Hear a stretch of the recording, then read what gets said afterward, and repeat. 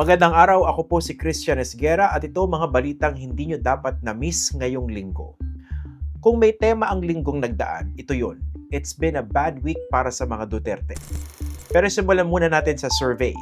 Lunes, gumalaw ang ratings ng dalawang nagtutunggali ang leader ng bansa. Ayon sa huling survey ng Okta Research na isinagawa mula March 19 hanggang March 25, tumaas ang trust rating ng Pangulong Ferdinand Bongbong Marcos Jr.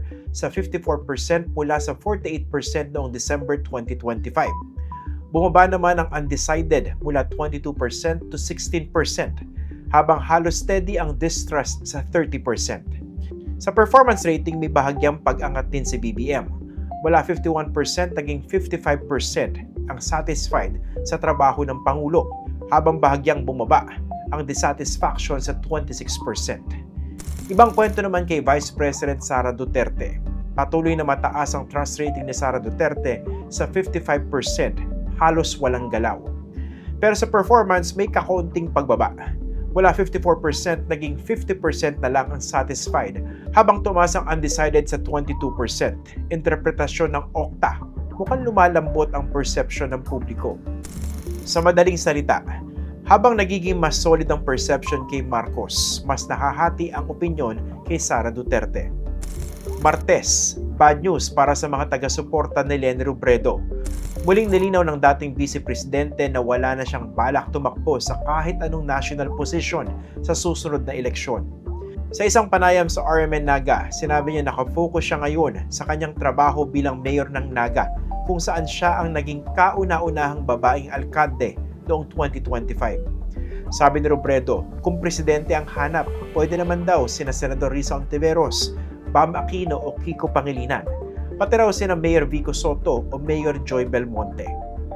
Naglabas si Congressman Ferdinand Martin Romualdez ng isang video message noong Martes at diretsahan niyang sinabi, I will not allow myself to be turned into the scapegoat so that others who are actually accountable can walk away clean.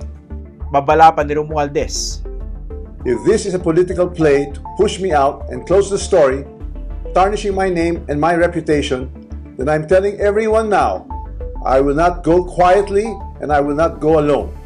I will not be the fall guy for other people's corruption. I know enough to defend myself, and if I am forced to do so in public, I will. so laglaga na ba? Dagdag pa ni Romualdez, wala raw siyang alam sa nangyari sa BICAM at Small Committee deliberations tungkol sa budget. However, two people were instrumental in making those budget decisions. Chis Escudero and Zaldico. Naglawa si Romualdez ng pahayag matapos i-anunsyo ng Pangulo na naaresto na si Zaldico sa Czech Republic matapos magtangkang tumawid papuntang Germany. Pero kalaunan, nilinaw ng Department of Justice na tila hindi akma ang paggamit ng salitang aresto para tumukoy sa nangyari kay Zaldico. Samantala, naglabas ang Sandigan Bayan ng preliminary whole departure order para kay Romualdez, base na rin sa request ng Office of the Ombudsman. Plano sanang bumiyahin ni Romualdez sa Singapore para sa di umano'y medical check-up. Pinapa-inhibit naman ni Romualdez ang Office of the Ombudsman sa pag-imbestiga sa kanyang di umano'y pagkakasangkot sa flood control scam. Na-prejudge na raw kasi di umano ang issue base sa mga public pronouncements ni Ombudsman Boying Rimulya. Samantala, ipinag-utos na rin ng Court of Appeals ang pag-freeze ng assets ng isang prominent incumbent legislator na hindi pinangalanan, kaugnay sa pagkakasangkot nito di umano sa flood control scam. Tila vindicated naman si dating Senador Sonny Trillanes dahil kinumpirma ng Anti-Money Laundering Council o AMLAC ang 19 sa mga bank transactions na nakapaloob sa affidavit ni Trillanes. Pumarap si Trillanes sa impeachment hearing at sinabing tumanggap si Sara Duterte ng 22.3 million pesos noong 2011 at 2012 mula sa isang di umano'y kilalang drug lord na nakabase sa Davao. Sa kabuuan, tumanggap daw si Sara at iba pang miyembro ng pamilya Duterte ng nasa 181.6 million pesos mula kay Sammy Uy. Sa pagtatanong ni Congresswoman Leila de Lima, sinabi ng AMLAC na tugma sa kanilang record ang 19 na bank transactions ni Sara na randomly selected ni de Lima.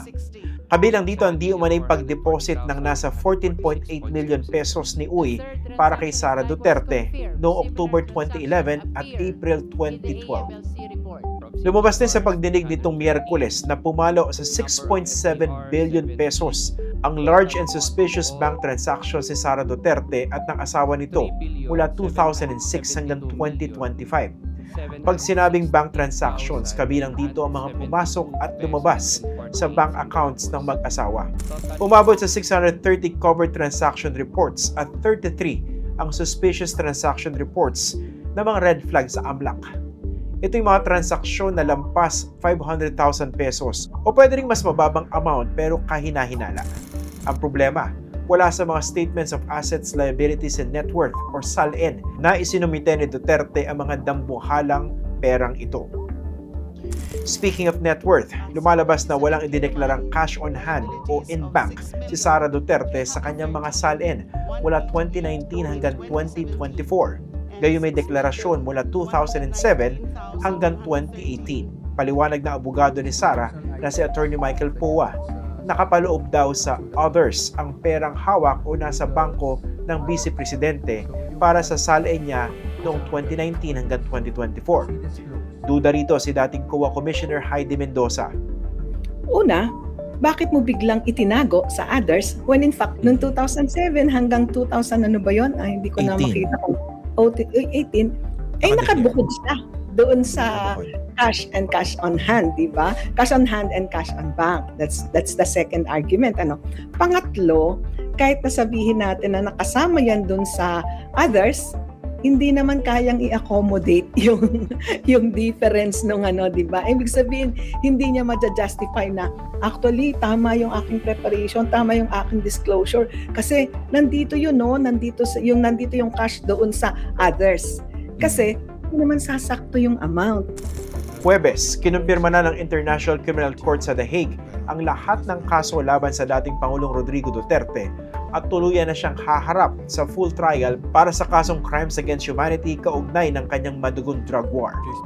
Ayon sa ICC, may sapat na basihan para paniwalaang siya ay may pananagutan bilang indirect co-perpetrator o bilang nag-utos ng mga krimen mula pa nung mayor siya ng Davao City hanggang naging Pangulo. Sa ibang balita, 19 nasawi sa Toboso, Negros Occidental noong April 19 sa isang engkwentro di umano sa pagitan ng militar at New People's Army. Kasama sa mga napaslang si Alaysa Alano, isang counselor sa Student Council sa UP Diliman, at ang community journalist na si RJ Ledesma. Mariing kinundena ng mga progresibong grupo ang karahasan. Sigaw nila, mas malalim na investigasyon. Muli, this has been a bad week for the Dutertes dahil na rin sa mga naibunyag sa House impeachment hearing at sa development sa ICC. Pero ito ang mas malalim na tema ng linggong nagdaan. Pagpapanagot sa mga nagbulsa ng bilyong-bilyong pisong pondo para sa flood control at yung may mga hindi maipaliwanag na yaman at bank deposits. Hanggang sa muli, laging tandaan, facts first, always.